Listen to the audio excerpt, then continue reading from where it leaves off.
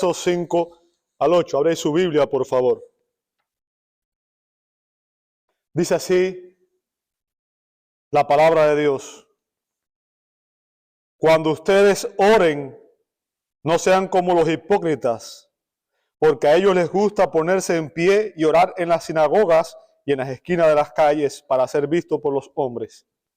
En verdad les digo que ya han recibido su recompensa. Pero tú, cuando ores, entra en tu aposento y cuando hayas cerrado la puerta, ora a tu Padre que está en secreto. Y tu Padre que ve en lo secreto te recompensará.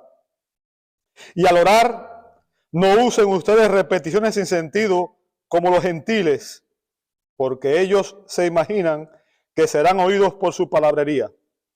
Por tanto, no se hagan semejantes a ellos, porque su Padre sabe lo que ustedes necesitan antes de que ustedes lo pidan. Vayamos juntos al Señor en oración.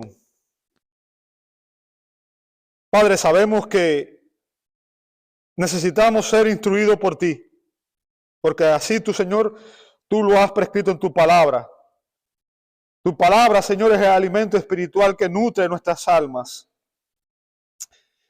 Y Señor, yo oro en esta mañana para que tú satisfagas las necesidades de tu pueblo. Tú conoces, Señor, la condición y la necesidad de cada uno de los corazones de las personas que me escuchan. Las conoces mejor, Señor, que nosotros mismos. Y es por eso, Señor, que te rogamos, te imploramos, Señor, que tomes tu palabra y la apliques a nuestros corazones hoy. De una manera, Señor, que satisfaga esa necesidad. Que nadie salga de este lugar como entró. Usa, Señor, tu palabra para transformarnos, para santificarnos, para moldearnos a la imagen de tu Hijo. Gracias, Señor, te damos de antemano por lo que harás. Y oramos estas cosas en el precioso nombre de Jesús y te damos gracias. Amén, amén y amén. Muchas gracias, hermanos. Pueden ocupar sus asientos. Muchas gracias a todos.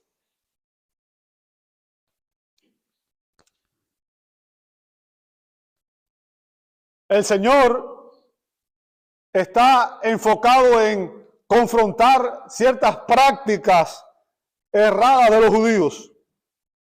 Y Jesús toma 3 ejemplos de cómo los judíos actuaban en ciertas áreas importantes de la vida espiritual y confronta esas prácticas. El segundo ejemplo de vida piadosa que Jesucristo menciona aquí es la oración. La oración. Y déjeme decirle, para los judíos, la oración era otro de los grandes pilares de su vida religiosa. Y obviamente también debería serlo para nosotros, para nuestras vidas espirituales. Las preguntas que debíamos hacernos en esta mañana, usted y yo, son las siguientes. ¿Cuál es la diferencia? ¿Cuál es la diferencia entre la vida de oración de un hipócrita religioso y un creyente genuino? ¿Cómo oran las personas que realmente son salvas? ¿Qué diferencia hay entre la vida de oración de una persona perdida y de una persona que es religiosa pero que también está perdida con un creyente genuino? ¿Cómo puedo saber si mi vida de oración es genuina? ¿Cómo puedo saber si realmente yo anhelo tener comunión con Dios? ¿Sabe? Al examinar estos versos que vamos a estudiar el día de hoy, usted y yo deberíamos examinar nuestra propia vida de oración. Deberíamos autoexaminarnos, no pensar en nadie más. Yo no voy a pensar en ninguno de ustedes, voy a pensar en mí mismo.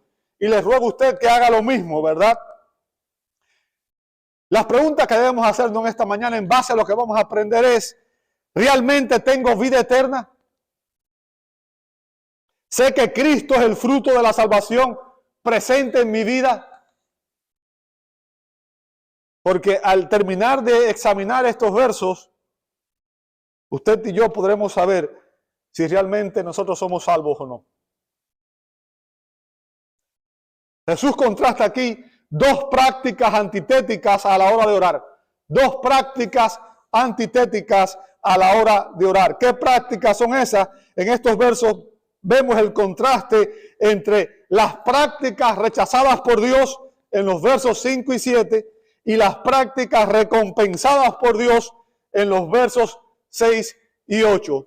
Vamos a ver primero las prácticas rechazadas por Dios en los versos 5 y 7. Fíjense, Jesús describe aquí dos prácticas rechazadas por Dios. Primero, la práctica de los hipócritas religiosos en el verso 5 y segundo, la práctica de los gentiles paganos en el verso 7. Vamos a empezar con la primera, la práctica de los hipócritas religiosos en el verso 5. Fíjense, Jesús comienza diciendo en el verso 5, cuando ustedes oren, note que el Señor da por sentado que sus verdaderos discípulos vamos a orar. Él no cuestiona eso. Él da por sentado que un creyente genuino va a tener una vida de oración. Así que me preguntan esta mañana, mi primera pregunta, o la primera pregunta que todos debemos hacernos, usted y yo, es, ¿oro yo? ¿Tengo una vida de oración personal? ¿Sabe? Matthew Henry afirmó lo siguiente, cito, más fácilmente debería encontrarse vivo a un hombre que no respirase que a un cristiano que no ore. Si falta la oración, falta la gracia. Así que de nuevo, la pregunta es, ¿tengo una vida de oración? ¿Oro regularmente? ¿Oro diariamente? ¿Oro? Sabe que el hábito de la oración es una de las marcas más distintivas de un creyente genuino. El hábito de oración es una de las marcas distintivas de un creyente genuino. Así como un ser humano no puede vivir sin respirar, ninguna persona puede tener vida espiritual si no tiene una vida de oración personal. Así que no basta, y esto es importante que usted lo entienda, con solo participar de las oraciones congregacionales que hacemos los domingos, ¿verdad? Mucha gente piensa que porque vino aquí el domingo y oramos, tuvimos unos tiempos de oración, ya eso es suficiente. No basta con eso. Un creyente genuino buscará continuas oportunidades de orar de manera pública y privada durante la semana. Anhelará orar durante la semana, no solamente el domingo en el culto, sino que buscará continuas oportunidades de hacerlo, ya sea público o privado, pero deseará orar. Orar no es algo que tendremos que pedirle a los creyentes genuinos que hagan. Usted no le pide a nadie que respire, ¿verdad? Respiramos porque necesitamos respirar para poder vivir. Si usted no ora, usted no tiene vida espiritual. Orar es algo que haremos porque anhelamos tener comunión con Dios, porque anhelamos tener una relación íntima y personal con el Dios de la gloria que nos dio vida. Las personas convertidas siempre oran. Cuando usted examina la Biblia se va a dar cuenta de que todo creyente genuino a lo largo de la historia de la redención se ha caracterizado por tener una vida de oración. Así que no es de extrañar que la oración estuviera intrínsecamente arraigada en la vida religiosa del pueblo judío. William Barclay afirma que ninguna nación tuvo jamás un ideal de oración más elevado que el judío. Y ninguna religión le dio a la oración una prioridad mayor que la del judío. Grande es la oración, decían los rabinos. Más grande que todas las buenas obras. Una de las cosas más hermosas que se ha dicho sobre el culto familiar es el dicho rabínico: quien ora en su casa la rodea con un muro más fuerte que el hierro. El único pesar de los rabinos era no poder orar todo el día. Fin de la cita. O sea, la oración era parte primaria de la vida espiritual de los judíos. Pero, a pesar de todo su celo, tristemente observamos que la vida de oración de ellos se volvió rutinaria y ritualista. Rutinaria y ritualista. Ellos acostumbraron a memorizar ciertas oraciones y las recitaban a la hora tercera, o sea, a las 9 de la mañana, a la hora sexta, a las 12 del día y a la hora novena, a las 3 de la tarde. O sea, esos eran los horarios en que oraban. Todo judío devoto oraba 3 veces al día, como por ejemplo vemos que hacía Daniel, ¿verdad? Usted ve en Daniel capítulo 6, verso 10, dice, cuando Daniel supo que había sido firmado el documento, entró en su casa, en su aposento superior, tenía ventanas abiertas en dirección a Jerusalén. O sea, esa era la práctica en el Antiguo Testamento. Recuerda que en Jerusalén estaba el templo, que era el lugar donde se adoraba, ¿verdad? El centro de adoración. Y como solía hacerlo, note, como solía hacerlo, esta era una práctica en su vida diaria. Era algo que él hacía diariamente. No es algo que hizo este día nada más porque hubo una situación, porque hubo un problema, porque hubo una circunstancia en su vida. Muchas veces las personas oran nada más cuando tienen problemas. Pero Daniel, acostumbraba a orar todos los días, como solía hacerlo antes, continuó arrodillándose 3 veces al día, orando y dando gracias delante de Dios. Esta práctica, y esto es algo que quiero enfatizar, esta práctica de tener horarios específicos de oración no es necesariamente equivocada. Si usted tiene planificado su tiempo de oración porque ha escogido horarios en los cuales se le facilita por su trabajo y por su estilo de vida, no hay nada malo en eso. No es eso lo que estamos aquí confrontando o lo que Jesús está confrontando. ¿Por qué? Porque vemos que como Daniel, los judíos fieles empleaban estos tiempos de oración que ya estaban preestablecidos para adorar y para glorificar a Dios, para interceder y para presentar sus peticiones personales al Señor. En otras palabras, los judíos fieles oraban en esos tiempos. Pero los hipócritas religiosos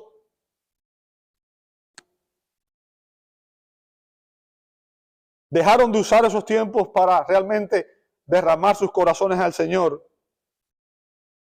para buscar tener una comunión íntima y personal con el Dios de la gloria. Y simplemente convirtieron esos tiempos de oración en algo ritual y rutinario. Sabemos por los libros de historia y por los comentarios que los judíos repetían el Shema en la mañana y en la noche. Era una de las oraciones que hacían cada día, ¿verdad? Repetían el Shema. Esa oración contaba de 3 breves pasajes de la Escritura. Deuteronomio capítulo 6, versos 4 al 9. Deuteronomio capítulo 11, versos 13 al 21. Y Números 15, 37 al 41. El término Shema es el imperativo de la palabra hebrea que significa escuchar. Y viene específicamente de Deuteronomio capítulo 6, verso 4, cuando dice así, y así empezaba la oración: escucha, oh Israel, el Señor es nuestro Dios, el Señor uno es. Y esa era una oración que los judíos repetían todos los días, en la mañana y en la noche. La segunda oración que todo judío repetía diariamente, en la mañana, en la tarde y en la noche, se llamaba Shemoneh Esrei y significa las 18, y consistía en 18 oraciones, y era y sigue siendo una parte clave del servicio judío en las sinagogas. Ellos recitaban, y note esa palabra, ellos recitaban de manera meticulosa estas oraciones, asegurándose de pronunciar cada palabra y cada sílaba de manera correcta. Así que, y ese es el punto que quiero que usted entienda, su tiempo de oración consistía en recitar estas oraciones de manera superficial y ritualista, sin corazón y sin sinceridad. ¿Cuál es la advertencia que Jesús hace a todos aquellos que estaban escuchando este sermón? ¿Cuál es la advertencia que Jesús da a quienes escuchaban? Fíjense lo que dice Jesús a continuación. No sean como los hipócritas. Y obviamente le está diciendo hipócritas a todos los que oraban o los que recitaban estas oraciones de esta manera. Lo que el Señor está confrontando aquí, amados hermanos, es la práctica hipócrita de los escribas y los fariseos con relación a la oración, la manera en que ellos estaban usando la oración, en simplemente recitar algo preestablecido.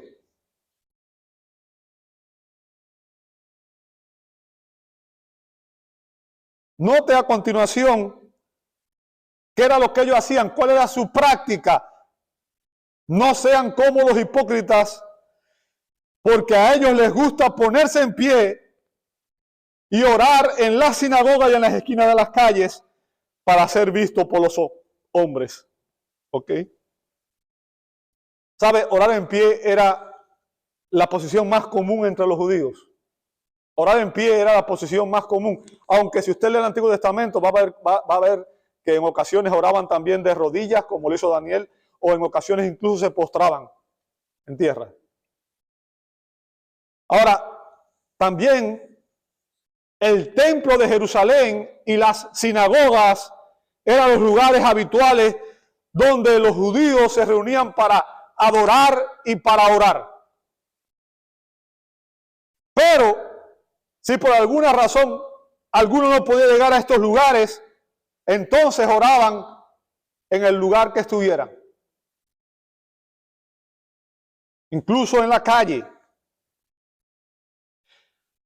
Y lo que quiero que usted entienda es que Jesús aquí no está confrontando la postura de orar. O sea, a él no le importa si usted ora de rodillas o postrado o de pie. Eso no es importante porque uno puede orar de postrado en tierra y el corazón está en rebeldía con Dios. Y uno puede orar de pie y el corazón rendido a Dios. Entonces la postura no es la que determina realmente si la oración es sincera o no. Ni el lugar donde ora tampoco es importante, porque usted puede orar en cualquier lugar. Lo que el Señor está confrontando aquí es la motivación por la cual los escribas y fariseos oraban en los lugares públicos. Ese es el punto. ¿Por qué? ¿Qué motivaba a estas personas a orar en los lugares públicos? Ellos buscaban orar ante el mayor número de personas posible, porque su único objetivo, su única meta era buscar el reconocimiento de los hombres. Y es por eso que Jesús les llama hipócritas. Fíjense, cuando ellos supuestamente oraban, el centro de atención, su centro de atención estaba en ellos mismos y no en Dios. Y usted dirá, ¿cómo sabes eso? Bueno, Jesús lo describió muy bien en una parábola, la parábola del fariseo y el publicano. Jesús dice en Lucas 18, 10 al 11, que dos hombres subieron al templo a orar. Note, aquí hay dos personas, los dos van al templo. ¿Los dos van a qué? A lo mismo, a orar. Uno era fariseo y el otro era recaudador de impuestos, un publicano. Ahora, note lo que dice Jesús con relación a los fariseos. El fariseo, y recuerde, es a esos hipócritas religiosos, a los líderes religiosos de la nación, a los que Jesús está confrontando aquí. Note lo que hacía el fariseo. Puesto en pie. Ahora, lea detenidamente lo que dice a continuación. Oraba para sí de esta manera. ¿Para quién oraba? Para sí. O sea, él no estaba orando a Dios, Él no estaba clamando a Dios. Él no estaba buscando tener comunión con Dios, tener una comunicación con Dios. Jesús está confrontando aquí una práctica hipócrita común, y es cuando oramos para nosotros mismos. Y no solamente para nosotros mismos, sino también para otras personas alrededor nuestro, en lugar de a Dios. Porque muchas veces utilizamos nuestras oraciones para dar un mensaje a alguien que nos escucha, para decirle algo a alguien que nos escucha, o para demostrar nuestro conocimiento teológico, demostrar cuánto sabemos, en lugar de tener nuestra mente y nuestro corazón enfocados en el Dios de la gloria, en el trono de Dios y en su santa presencia. Cuando un discípulo ora, cuando un creyente genuino ora, no debe importarle si alguien lo ve o no, si alguien lo escucha o no.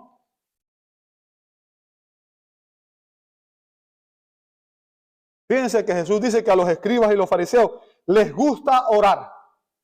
Les gusta orar.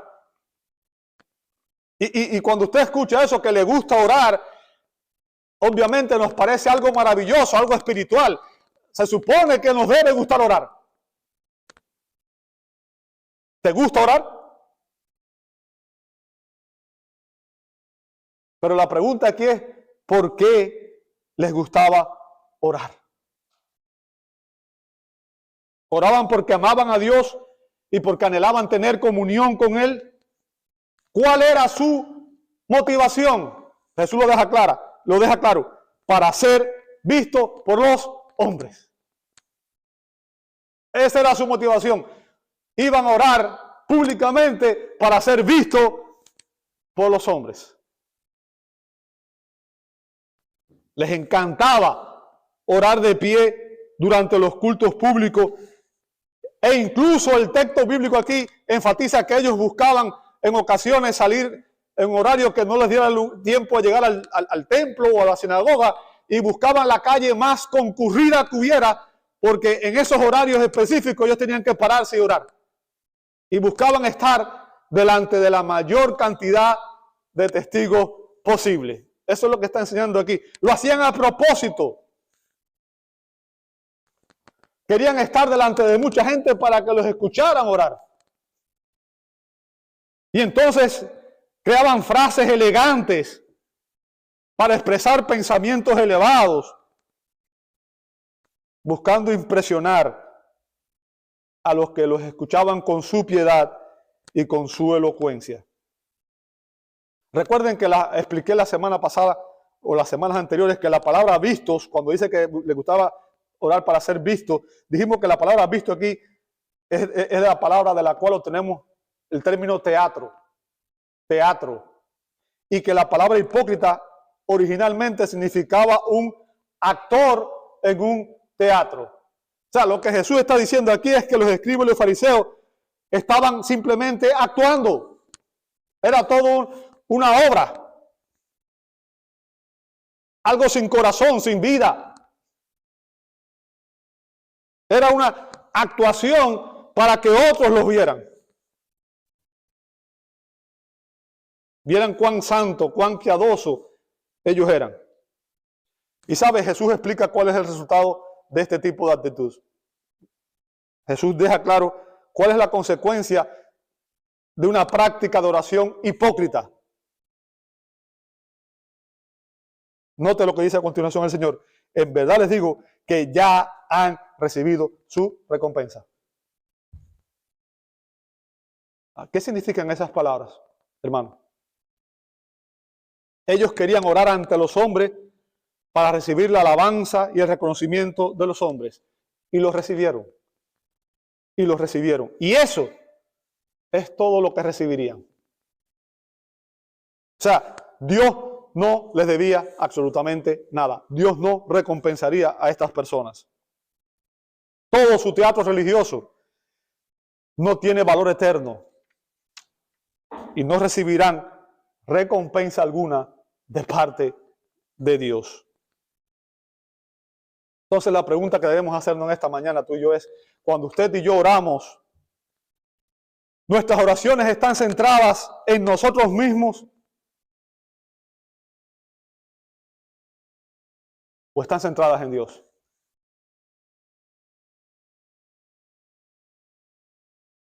Si nuestras oraciones están centradas en nosotros mismos, no recibiremos recompensa alguna del Señor. Lo único que recibiremos será el reconocimiento y el aplauso de los hombres. En mi vida de oración anhelo tener comunión diaria, constante con el Señor, o simplemente oro cuando tengo una situación, un revés, un problema, una adversidad. ¿Realmente anhelo hablar con Dios? ¿O limito mi tiempo de oración a los tiempos en que estoy con otras personas para que me escuchen orar?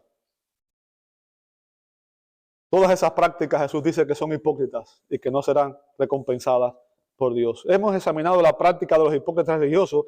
Ahora vamos a analizar la práctica de los gentiles paganos. La práctica de los gentiles paganos en el verso 7, dice el verso 7, y al orar no usen ustedes repeticiones sin sentido como los gentiles, porque ellos se imaginan que serán oídos por su palabrería.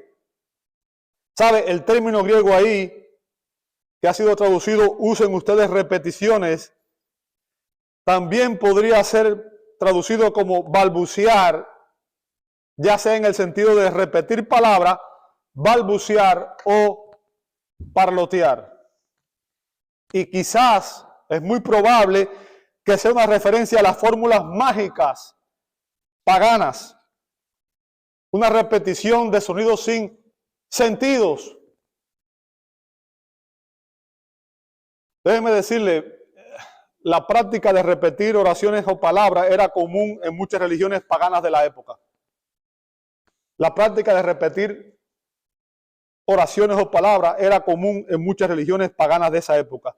Por ejemplo, usted lee en Primera de Reyes, capítulo 18, verso 26, que los profetas de Baal invocaron el nombre de Baal desde la mañana hasta el mediodía, diciendo: oh Baal, respóndenos, oh Baal, respóndenos, oh Baal, respóndenos. Desde la mañana hasta el mediodía, oh Baal, respóndenos. ¡Wow! Y que una turba en Éfeso estuvo gritando por 2 horas: grande es Diana de los Efesios. Hechos 19:34. ¿Sabe? Usted ve hoy una práctica muy común en el movimiento carismático y es orar repitiendo lo mismo. Y usan la frase, por ejemplo, la sangre de Jesús, la sangre de Jesús, la sangre de Jesús, como que eso es un amuleto que pueden usar. Y es una práctica pagana, no es cristiana, no viene del cristianismo. Y les voy a explicar, el enfoque pagano era que se debía seguir repitiendo la frase o la oración hasta que el Dios, y obviamente sabemos que estamos hablando de un ídolo, un Dios falso, se cansara de escucharla e hiciera lo que los creyentes pedían.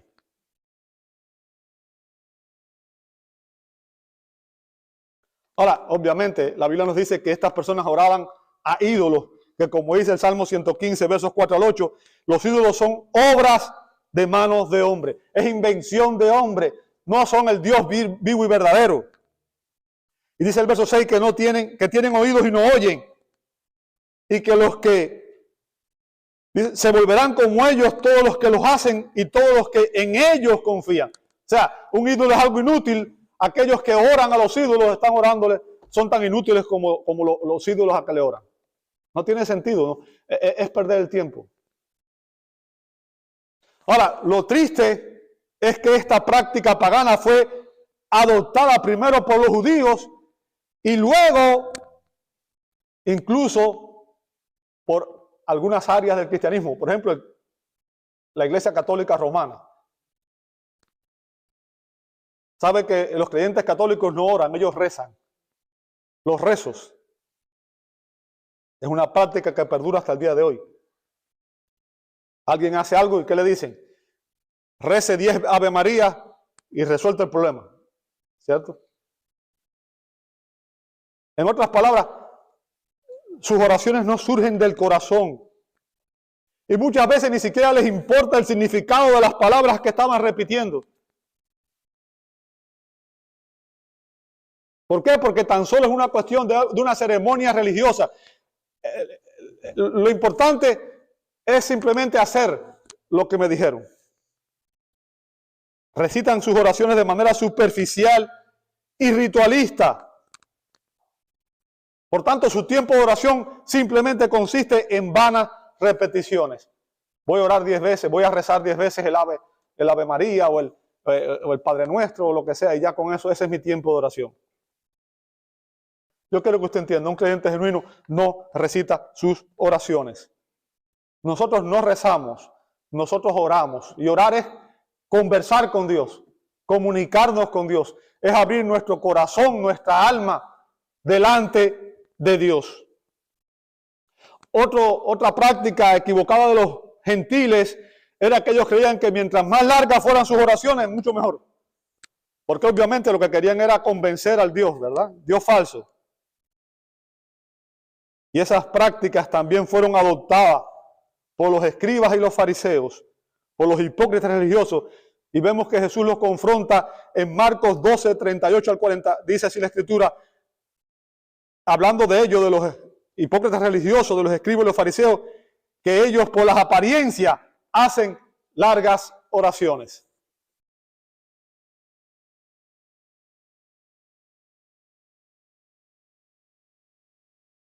Ahora, la pregunta que debemos hacernos aquí es, ¿usualmente hago largas oraciones en público y oraciones cortas en privado?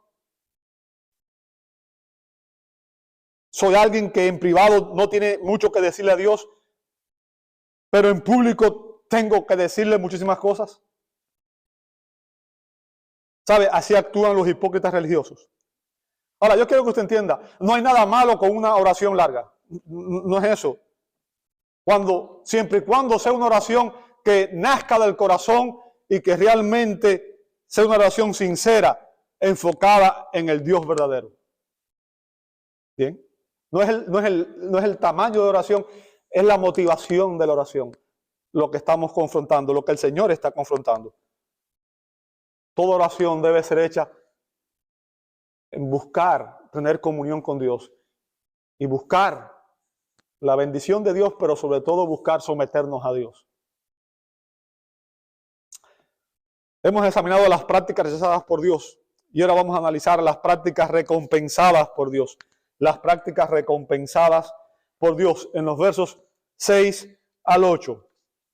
Aquí Jesús describe dos prácticas que Dios recompensa y son la práctica de orar en secreto, en el verso 6 y la práctica de orar con fe en el verso 8. Vamos a empezar con la práctica de orar en secreto. Verso 6, dice el verso 6, pero tú cuando ores, entra en tu aposento y cuando hayas cerrado la puerta, ora a tu Padre que está en secreto y tu Padre que ve en secreto te recompensará.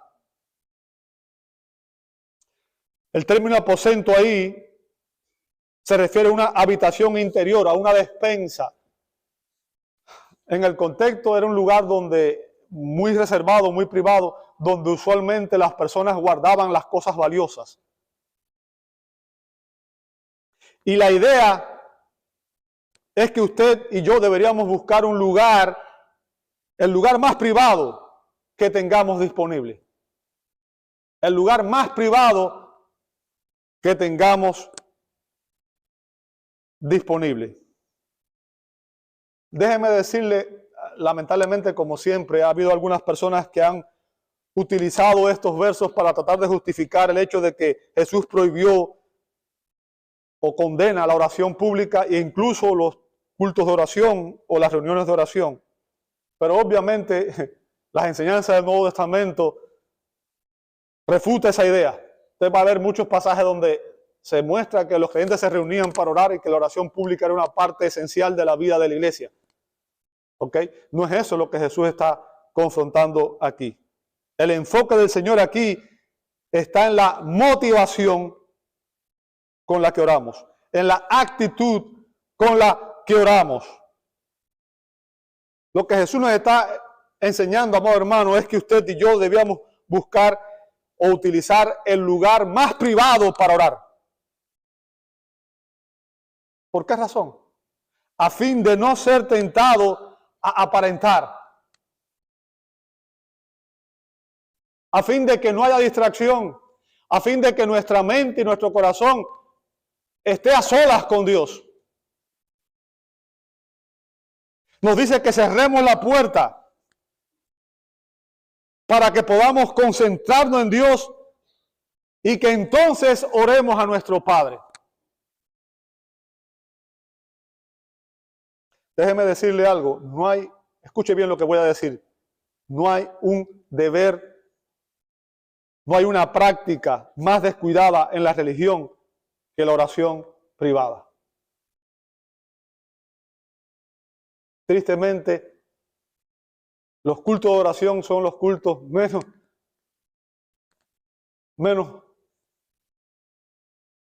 donde menos personas asisten. No entendemos la importancia de oración. Si la entendiéramos, no viviéramos un estilo de vida descuidado en la oración. Obviamente, cuando usted y yo asistimos a la oración pública, hay personas que lo saben porque tenemos testigos que nos escuchan orar. Y cuando oramos en familia, pues obviamente la familia también lo sabe. Pero si oras en privado o no, es un asunto que solamente Dios y tú saben. Es algo privado. Es entre tú y Dios, entre Dios y yo. Déjeme decirle algo. En realidad, la mayor parte de nuestra vida de oración literalmente debe ser en secreto. Debe ser personal. Debe ser entre Dios y yo. Y es muy raro cuando una persona va al lugar secreto de oración y derrama su alma delante de Dios con frecuencia en secreto y que no sea sincero.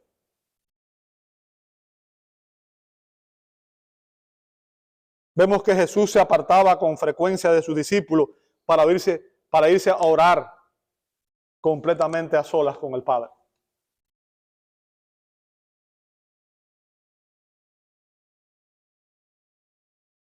Debemos preguntarnos entonces nosotros, ¿oramos más en público que en privado? ¿Oro más en público que en privado? Si yo oro más en público que en privado, puedo estar seguro de que tengo 99% de papeleta de ser un hipócrita.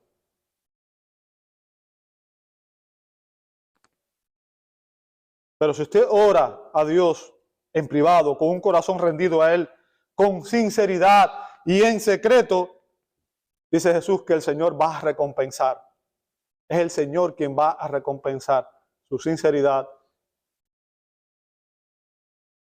y su dependencia en Él. Quienes oran con hipocresía recibirán la recompensa del mundo. Y quienes oran con sinceridad recibirán la recompensa de Dios.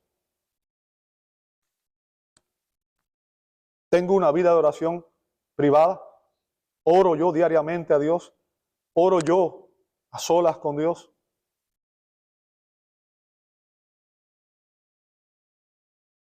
¿Tengo la práctica de orar en secreto?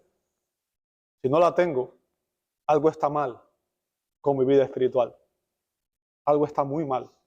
O no tengo vida espiritual. Porque todo hijo de Dios anhela tener comunión con su Padre Celestial. Si yo no busco tiempo de tener comunión con mi Padre Celestial, es porque no soy hijo del Padre Celestial, o no estoy seguro, o realmente no lo soy.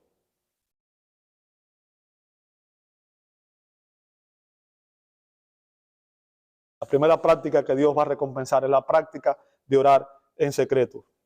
Y la hemos examinado. Ahora vamos a orar la práctica de orar con fe. Verso 8. Dice Jesús, por tanto, no se hagan semejantes a ellos. Ahora, ¿a quién se refiere? Obviamente ustedes vieron que yo intercalé los pasajes por la manera en que Jesús dio esta enseñanza. Cuando Jesús dice, por tanto, no se hagan semejantes a ellos, se refiere a los gentiles que rezaban, o sea, que recitaban sus palabras sin sentido por horas y horas. Es a ellos a quienes está haciendo referencia en el verso 8. ¿Ok? Ahora, ¿por qué no debemos hacernos semejantes a ellos? ¿Por qué no debemos tener esa práctica equivocada? Jesús da aquí la explicación teológica, la razón por la cual no hace falta hacer eso. Note la explicación, porque su Padre sabe las cosas que ustedes necesitan antes de que ustedes se las pidan. ¿Escuchó esa preciosa idea de Jesús? Hermano, el propósito, escuche bien lo que voy a decir, no se me distraiga, por favor. El propósito de nuestras oraciones no es informar a Dios como si Dios estuviera enterándose de lo que le vamos a decir ahora. A Dios nada lo sorprende. Usted no ora para informar a Dios. Tampoco es para persuadir a Dios, porque muchas veces oramos para que Dios haga lo que queremos, ¿cierto? Yo quiero esto, Señor. Esto es lo que yo quiero. De hecho, he escuchado a predicadores decir que Dios no puede hacer nada sin que nosotros no se lo ordenemos.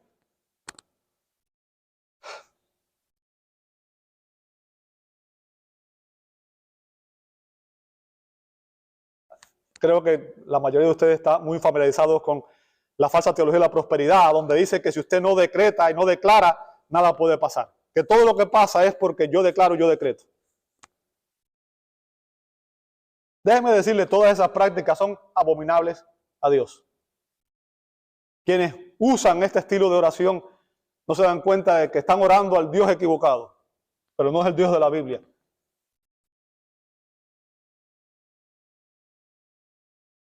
Orar es ir delante de Dios con fe, con sinceridad y con devoción, pero sobre todo con un corazón rendido al Dios de la gloria, en absoluta dependencia, en su soberanía. Dios es soberano, Dios está en control de todo lo que pasa. No cae una hoja de un árbol sin que no lo sepa. Todos tus cabellos, los míos, están contados. ¿Tú piensas que Dios no sabe lo que estás pasando?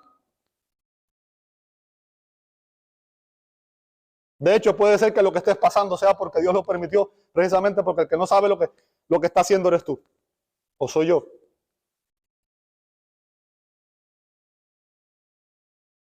Dios cuida providencialmente de sus hijos. Dios cuida providencialmente de su pueblo. ¿Qué significa? Dios orquesta, como dice Romanos 8:28, a los que amamos a Dios, todas las cosas nos ayudan a bien. Aún las pruebas, las vicisitudes, los problemas tienen un propósito para los creyentes y es santificarnos y conformarnos a la imagen de Cristo. Orar es expresar nuestras necesidades y nuestras cargas delante de nuestro Padre Celestial. Es venir ante Él en dependencia y rendido, suplicando, no ordenando, que Él nos guíe y que Él obre en nosotros y que Él nos ayude a conformarnos a su plan.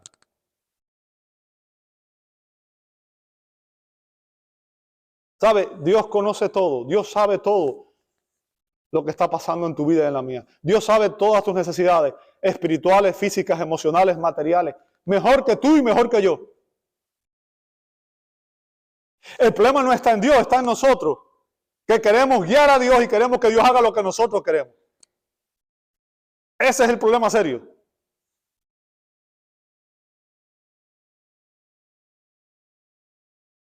Dios lo sabe todo, pero Él quiere que usted y yo demostremos nuestra fe y nuestra dependencia en Él al ir y pedirle, al ir y orar y decirle, Señor, tú conoces mi necesidad, tú conoces mi corazón, tú conoces mis circunstancias.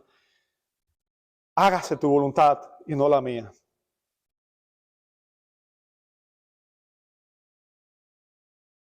J.C. Riley dijo lo siguiente: la oración es para la fe. La oración es para la fe lo que la respiración es para la vida. ¿Cómo puede un hombre vivir sin respirar? ¿Y cómo un hombre puede creer y no orar? ¿Quieres saber si eres un verdadero cristiano? Entonces, asegúrate de responder esta pregunta. ¿Oras? ¿Oras a Dios? ¿Oras en privado? ¿Tienes una vida diaria de oración y de comunión con Dios en dependencia a Él? Oremos, hermano. Padre, sabemos que ningún pecador puede tener a tu acceso de gloria, tu trono de gloria, y que solo podremos ir a ti, ante tu bendita presencia, Señor, por los méritos de tu Hijo amado, Jesucristo. Entonces, Señor, oramos el día de hoy que si hay alguien en este lugar entre nosotros que no conoce a Jesucristo como Salvador y Señor, que este sea el día en que llegue a conocerlo, porque fuera de Él no hay acceso a tu trono de gloria.